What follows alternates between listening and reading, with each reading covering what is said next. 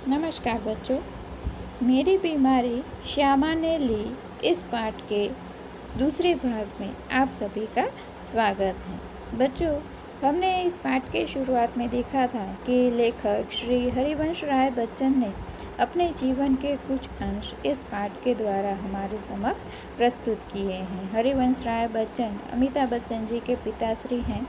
यहाँ पर स्क्रीन में उन सभी का फोटो दिया गया है और किस तरह से हरिवंश राय बच्चन छोटी मोटी बीमारियों को नज़रअंदाज करते हुए अपने काम में लगे रहते थे। हमेशा जब कभी उन्हें बुखार आता या वो बीमार होते तो उन्हें ऐसा लगता कि एक प्रकार का जोश उनके अंदर बढ़ गया है और वह काम वो और भी जोश के साथ और भी ताकत के साथ करते रहते। ऐसा नहीं कि जब कभी वो बीमार होते तो एक जगह पर आराम करते, लेकिन जैसे ही उनकी बीमारी बढ़ती जाती उनका काम करने का जोश भी आगे बढ़ता जाता।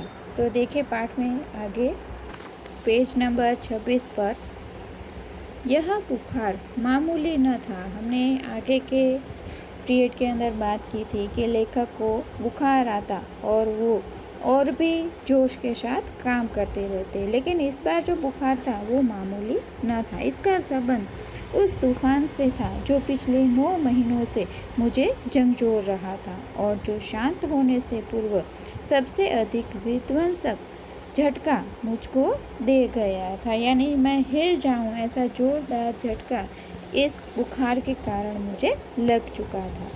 आगे कहते हैं लेखक, स्कूल बंद था, ट्यूशनों पर मैं जाता था। उसकी आमदनी यानी कि रुपए आमदनी की मुझे ज़रूरत थी। किताबों की बिक्री यानी सेल, किताबों की बिक्री अभी नियमित नहीं थी। यानी लेखक किताबें भी लिखते थे लेकिन वो इतनी मात्रा में बिकती न थी। कर्ज सिर पर थे। बुखार 10 दिन चला, 20 दिन चला, महीने भर चला, 2 महीने चला, जुलाई आ गई। अब बुखार के साथ ट्यूशन पर जाना न होता, यानी वे थक जाते, ट्यूशन न जा पाते। दिन भर स्कूल में पढ़ाना भी पड़ता। बुखार का नमूना वही, सुबह बिल्कुल नहीं, शाम को 101 डिग्री 102 डिग्री के बीच। कमज़ोरी दिन ब दिन बढ़ती हुई। कभी कभी धीमी खांसी।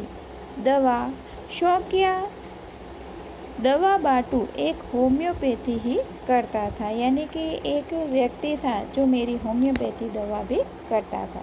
कभी कभी सोचता क्या मुझे तपेदिक हो गया है, यानी एक प्रकार की बीमारी का नाम है तपेदिक। हो गया हो तो एलोपैथी का इलाज तो अपने बूते की बात नहीं है। होम्योपैथी के अंदर छोटी छोटी साबूदाना जैसी वाइट आपको दवाइयाँ दी जाती है, लेकिन एलोपैथी के अंदर हमें दवा की बोतल मिलती है या फिर गोली खानी पड़ती है, उसे हम एलोपैथी दवा समझते हैं। तो लेखक कहते हैं कि एलोपैथी दवाई करना मेरे बूते की यानी मेरे बस की बात नहीं है। क्या उस समय मेरी जीवा पर सरस्वती बैठती थी जब मैंने कहा था कि श्यामा का बुखार मैं लेने जा रहा हूँ। बैठी हो तो कितना अच्छा है। क्या मैं बीमार हूँ इसलिए श्यामा स्वस्थ है? जिसने पिछले 6 वर्षों से इन महीनों में ज्वर मुक्ति ही नहीं जानी है, पर श्यामा को मेरी बीमारी भीतर ही भीतर खाए जा रही थी। उसने अपने इच्छा बल से जैसे अपने को स्वस्थ कर लिया था कि वह भी कहीं मेरी चिंता न बढ़ता जाए। तो इस तरह श्यामा है वो लेखक की पत्नी है, हरिवंश राय बच्चन जी की पत्नी। तो यहाँ लेखक कहते हैं कि एक बार मैंने ऐसे ही कह दिया था कि श्यामा का बुखार मेरे ऊपर आ जाए या श्यामा का बुखार मैं ले लूँ, तो शायद वो बात स्वस्थ हो चुकी है, यानी सही हो चुकी है।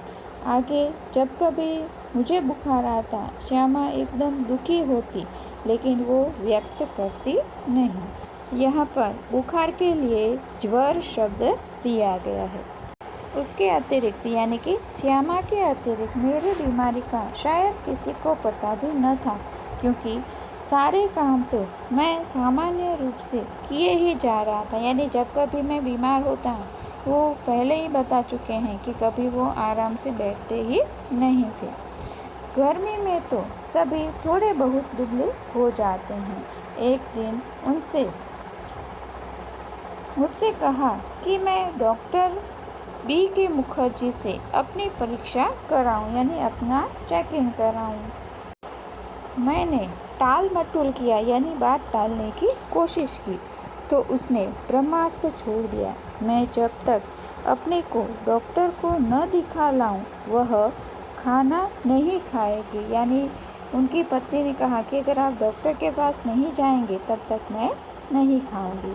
ब्रह्मास्त्र तो मानना ही था, यानी मैंने उनकी बात मान ली। डॉक्टर मुखर्जी को भय था कि मुझ पर क्षय का आक्रमण हुआ है। क्षय एक प्रकार के रोग का नाम है।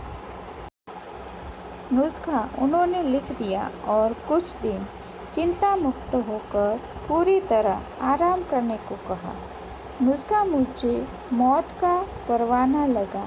क्या मेरी विदा का समय आ गया है? क्या मैं मर जाऊंगा? ऐसा डर लेखक को लगता है। क्या इतने ही दिनों के लिए आया था? इतने ही गाने गुनगुनाने,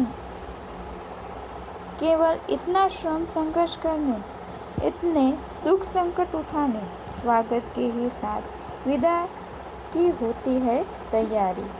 बंद लगी होने खुलते ही मेरी जीवन मधुशाला। क्या मैंने अपनी भविष्यवाणी स्वयं कर दी थी?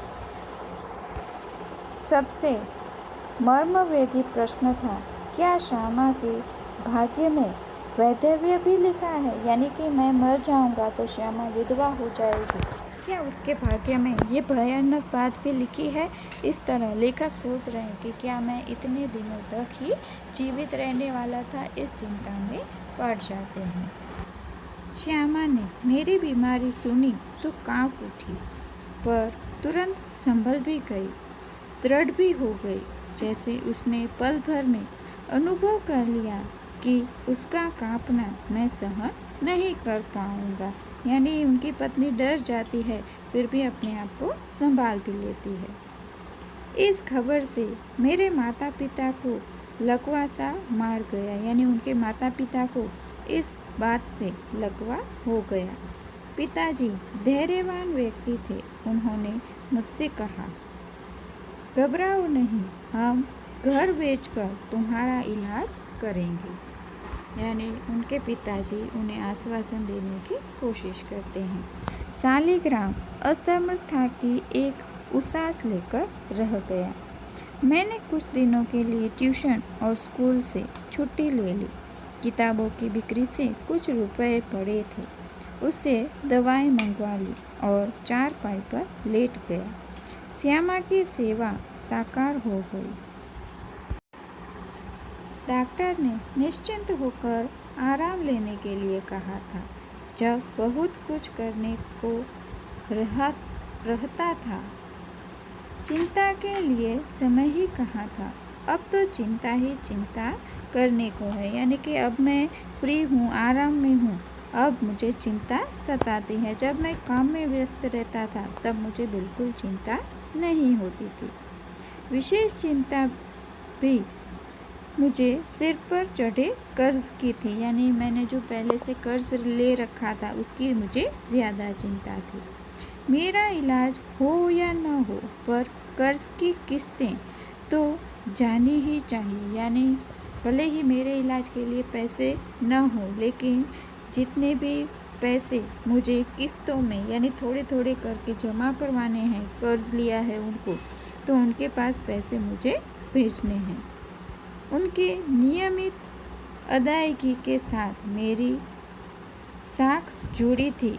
इसका जाना मेरे मरने से पहले ही मेरी मौत हो गई। यानी कि मैं रेगुलर वो सारे पैसे वहाँ भेजता था, उसी तरह अब भी मुझे भेजने पड़ेंगे, वरना मेरी जो छाप है, इम्प्रेशन है, छवि है, वो खराब हो जाएगी। श्यामा के लिए मैं पारदर्शी दर्पण था। उसने पूछा, किस बात से चिंतित हो? चिंता ही खाएगी तो दवा क्या लाभ पहुंचाएगी। यानी कि किस बात की चिंता है, अगर आप चिंता करते रहे तो आपको दवा असर करेगी नहीं। मैंने कहा, टैक्स सोसाइटी के मुझ पर 400 कर्ज हैं, करीबन 100 अन्य मित्रों के। यानी कि अपने ऊपर जो कर्ज था उसकी सारी बात वो श्यामा से कर रहे हैं। उसने जो उत्तर दिया उससे मैं चौंक पड़ा और सहसा उठकर उसे घूर घूर कर देखने लगा, जैसे श्यामा को एक बार फिर से पहचानने की ज़रूरत हो। उसने कहा था, कर्ज तो मैं तुम्हारे मरने के बाद भी उतार दूंगी, तुम इसकी चिंता छोड़ो। मैं सोचने लगा, श्यामा ने वज्र ही अपनी छाती पर रखकर यह वाक्य कहा होगा। मुझे चिंता मुक्त रखने को वह क्या नहीं कर सकती, यानी मुझे चिंता न हो, इस कारण से ही श्यामा ने ऐसा वाक्य कहा होगा। मरने के लिए जो मैंने अपने आप को छोड़ दिया था वह मुझे एकदम गलत लगा। मुझे अपने लिए नहीं तो श्यामा के लिए जीने का संघर्ष करना चाहिए। श्यामा के लिए मैंने जीवन में कुछ नहीं किया, कभी करने के योग्य ही नहीं रहा। अब यदि मैं उसे ऐसी स्थिति में छोड़ जाऊं कि वह मेरे मरने पर मेरा कर्ज उतारने की चिंता करे तो मुझसा जघन्य अपराध कौन कर रहा होगा। यानी मेरा जो अपराध है बिल्कुल माफ़ी के पात्र न होगा। यानी मुझे अब कुछ न कुछ तो करना पड़ेगा। नहीं, मैं श्यामा के लिए चिंताएं नहीं छोड़ जाऊंगा, जीने का रास्ता छोड़ जाऊंगा, जीकर अपनी चिंताएं समाप्त करूंगा। यानी मुझे ठीक होना ही पड़ेगा। एक रात जैसे मेरे कानों में किसी ने कहा, एक रास्ता अब भी है। 15 दिनों के इलाज में अपना बटुआ खाली हो गया, यानी पैसे खर्च हो गए। मैं कदापि नहीं चाहता था कि पिताजी घर को हाथ लगाए, यानी कि बेचने की सोचे, अपनी वृद्धावस्था में शांति से बैठने को चाहे, उनको भूखे नंगे ही बैठना पड़े। उन्होंने एक शरण स्थल बनाया था, यानी कि एक अपने शांति का स्थल, अपना घर बनाया था। अब लेखक चाहते हैं कि वृद्धावस्था में वो मेरे लिए न बेचे। मैं उससे उन्हें वंचित करने का कारण मैं नहीं बनना चाहता था, यानी मेरे कारण वो अपने घर से दूर हो जाएं या बेच दे, ये मैं नहीं चाहता। पर यह भी नियति का एक व्यंग्य था कि मेरे माता पिता दोनों में से किसी को अपनी छत के नीचे अपनी अंतिम सांसें छोड़ने का योग नहीं बना था। ना जाने राम कहाँ लागे माटी, उस समय मैं कैसे जानता। यानी लेखक कहते हैं कि उनके माता पिता में से किसी ने भी अपने घर पर अपनी सांस या अंतिम सांस नहीं छोड़ी, इस बात का उन्हें दुख है। और एक दिन मुझे वह रास्ता दिखाई दिया जिस पर अपने बल पर चलकर मैं अपनी चिंताएं समाप्त कर सकता था। किसी के लिए, विशेषकर श्यामा के लिए, मैं कोई चिंताएं नहीं छोड़ूंगा। इस संकल्प ने मुझे दृष्टि भी दी और बल भी दिया। मैं जो भी कुछ कर रहा था वो श्यामा के लिए कर रहा था। मैंने डॉक्टर B.K. मुखर्जी के पास जाकर कहा, डॉक्टर साहब, आपका इलाज बहुत महंगा है, मेरे पास इसके इलाज के लिए पैसे नहीं। इसके पूर्व कि मैं कुछ और कहूँ या पूछूं, उन्होंने अपने बदनाम मुँहफट स्वभाव से कहा, पैसे नहीं हैं तो जाओ मरो। मुझे जीवन में चुनौती यानी चैलेंज से ही बल मिलता है। वे यदि मुझे 100 बरस जीने का आशीर्वाद भी देते तो शायद जीने के लिए संघर्ष करने का मुझमें इतना बल न आता जितना मैंने उनके जाओ मरो शब्द से संचय किया या प्राप्त किया। यानी उनके ऐसे तीखे स्वरों से ही मुझे ताकत मिली। लड़कपन में मेरे पड़ोसी बाबू मुक्ता प्रसाद ने लुई कुने के पानी के इलाज से मुझे परिचित कराया था, यानी एक प्रकार का इलाज है। मेरी ऐसी बीमारी के लिए ठंडे पानी के टब में बैठकर सिट्स बाथ लेने का विधान था, यानी कि ठंडे पानी में बैठकर नहाने का विधान था। इससे शायद मेरी बीमारी चली जाती, ये उनके पड़ोसी ने उन्हें पहले बताया था। एलोपैथी में क्षय के रोग को दूध, घी, मक्खन, अंडा अधिक से अधिक दिया जाता है। जो भी रोगी है उसे दूध, घी, मक्खन जैसी एकदम एनर्जी वाली वस्तुएं अधिक दी जाती हैं। कुने के इलाज में चिकना मना था, सिर्फ कच्ची सब्जियां, फल, गीले चने, गेहूं आदि पर रहना था।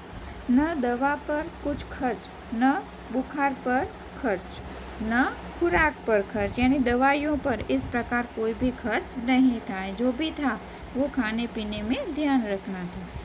यही इलाज तो मेरी स्थिति के अनुकूल था और कामकाज साधारण किए जाता था। मैंने बीके मुखर्जी का नुस्खा फाड़ डाला और पुणे के अनुसार सिट बाथ आरंभ किया। तदनुसार बुखार आदि खुराक आदि भी रखी, यानी जो भी उन्होंने खाने पीने में ध्यान रखने को कहा था वो भी मैंने किया। अब स्कूल भी जाने लगा, केवल रात वाली ट्यूशन छोड़ दी। उसका मुआवजा एक तरह से किताबों की बिक्री से मिल जाता, यानी रात के समय में ट्यूशन न कर पाता, उसका मुआवजा यानी उसका बदला किताबें बेचने से मिल जाता था। श्यामा ने मेरा विरोध न किया। जीवन भर मैं जिस रास्ते पर भी चला उसने स्वशिस्त पंथा कहा और मेरे पीछे चली, यानी सही है, और इस तरह मेरे पीछे वो हमेशा चल पड़ती।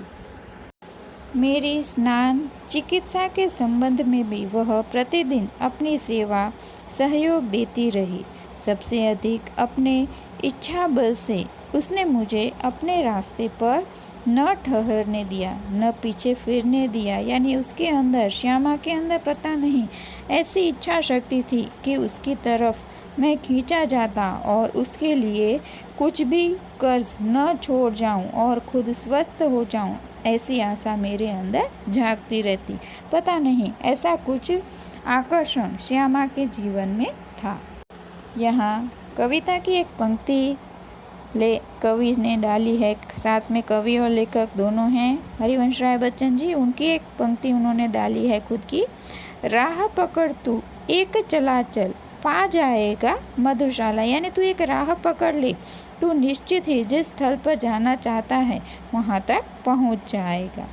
लेकिन अपने अडिग इच्छा बल से उसने जो सबसे बड़ा सहयोग दिया और जो सबसे बड़ा चमत्कार किया वह था कि जितने दिन मेरा इलाज चलता रहा उसने अपने सारे रोगों को जैसे कील दिया और कभी एक उंगली दुखने की भी शिकायत न की। शायद उसके प्रति इस निश्चिंतता ने मुझे अपने रोग से लड़ने का जितना बल दिया उतना किसी चीज़ ने नहीं दिया, यानी उसके शरीर में भी कुछ रोग हो, कुछ उसे दर्द हो, ऐसे सभी दर्दों को उसने पीछे धकेल दिया और कभी मेरे सामने व्यक्त नहीं होने दिया। यानी उसके प्रति मैं निश्चिंत था और अपने लोगों से लड़ने की ताकत मुझ में बनती जा रही थी।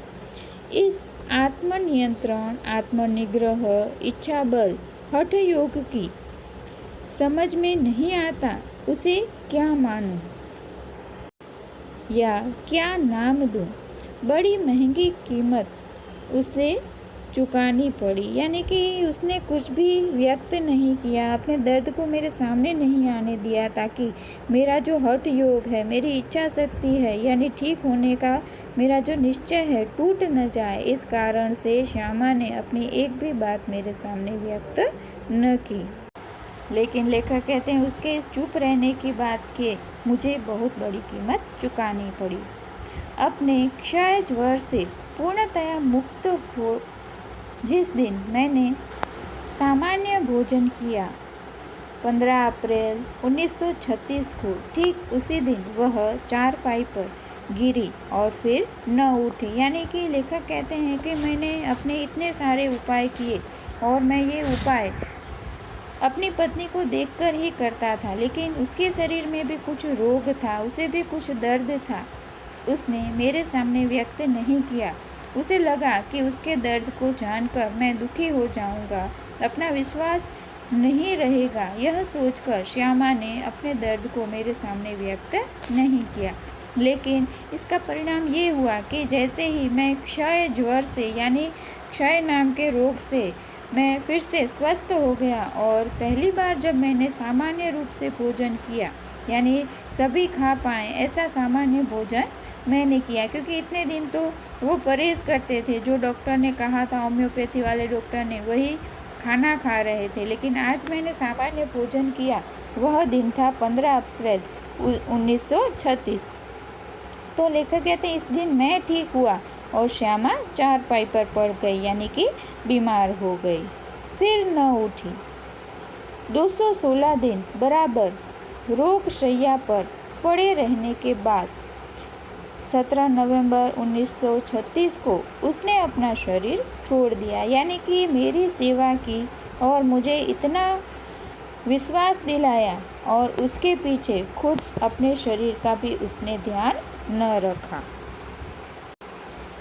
श्यामा के और अपने विवाहित जीवन के अंतिम 18 महीनों में मुझे और उसे दोनों को मौत के साथ संघर्ष करना पड़ा। यानी पहले मैं बीमार हुआ, उसके बाद वो बीमार हुई, और अपने इस विवाहित जीवन के अंतिम दिनों में हम संघर्ष ही करते रहे, यानी कि मौत से या फिर बीमारी से लड़ते रहे। मेरे संघर्ष में श्यामा ने अपनी इतनी आंतरिक मंगल कामना दी, इतना सहयोग दिया, इतनी अपनी सेवा दी, इतना अपने को दिया, इतना अपनी ओर से मुझे चिंता मुक्त रखा कि मैं उस संघर्ष में विजयी हुआ। यानी कि जब मैं बीमार था उस समय श्यामा ने मुझे किसी तरह की चिंता करने का मौका ही नहीं दिया, मेरा इतना सहयोग किया।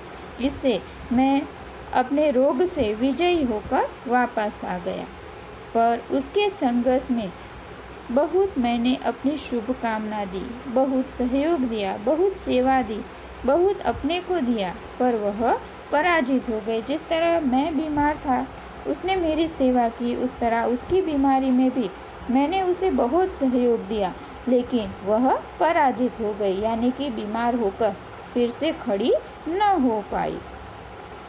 संभवतः एक मोर्चे की कमजोरी से वह मेरे विषय में मृत्यु की अंतिम सांस तक चिंता मुक्त न हो सकी। यानी लेखक कहते हैं कि मुझे स्वस्थ करने के पीछे वो इतनी चिंता में रहती थी कि मेरी जगह वह बीमार हो गई। यहाँ पर लेखक कहते हैं कि हमारे जीवन का यह चक्र था कि मैं हमेशा उसकी मदद करता, वह मेरी मदद करती। यानी कि लेखक हरिवंश राय बच्चन अपनी पत्नी श्यामा की मदद करते और श्यामा हमेशा हरिवंश राय के साथ ही रहती, उन्हें चिंता में न पड़ने देती। तो इस तरह लेखक कहते हैं कि मेरी सेवा करते करते पता नहीं श्यामा ने कब मेरा रोग अपने ऊपर ले लिया, या फिर ये कहें कि मेरी बीमारी श्यामा ने पता नहीं कब ले ली। यहाँ पर लेखक का कहने का आशय ये है कि जीवन के अंदर जो भी हमारे परिवारजन होते हैं वो हमेशा हमारी सेवा करते हैं, हमारे लिए वो चिंतित रहते हैं, और कई बार सेवा करते करते अगर हम ठीक हो जाएं तो कई बार ये भी होता है कि हमारी बीमारी सामने वाले व्यक्ति को भी लग जाती है। तो यहाँ हरिवंश राय बच्चन को अपने जीवन से एक ही बात का दुख रहा कि मुझे स्वस्थ करते करते या फिर मेरी आशाओं को पूरा करने में, मुझे चिंता मुक्त रहने में श्यामा ने अपने जीवन को समर्पित कर दिया, या फिर अपने जीवन का उसने बिल्कुल भी ख्याल न रखा। जब तक जीवित रही उसने मेरी ही चिंता की। तो इस कारण लेखक ने इस पाठ का शीर्षक दिया है कि श्यामा ने मेरी बीमारी ले ली, या फिर मेरी बीमारी श्यामा ने ली। इस तरह पाठ का शीर्षक इस प्रसंग के अनुरूप बिल्कुल सही है, क्योंकि हमने देखा कि लेखक को स्वस्थ करने के पीछे या फिर उनके मन को एकदम मजबूत करने के पीछे हमेशा उनकी पत्नी श्यामा का ही हाथ रहा है। धन्यवाद।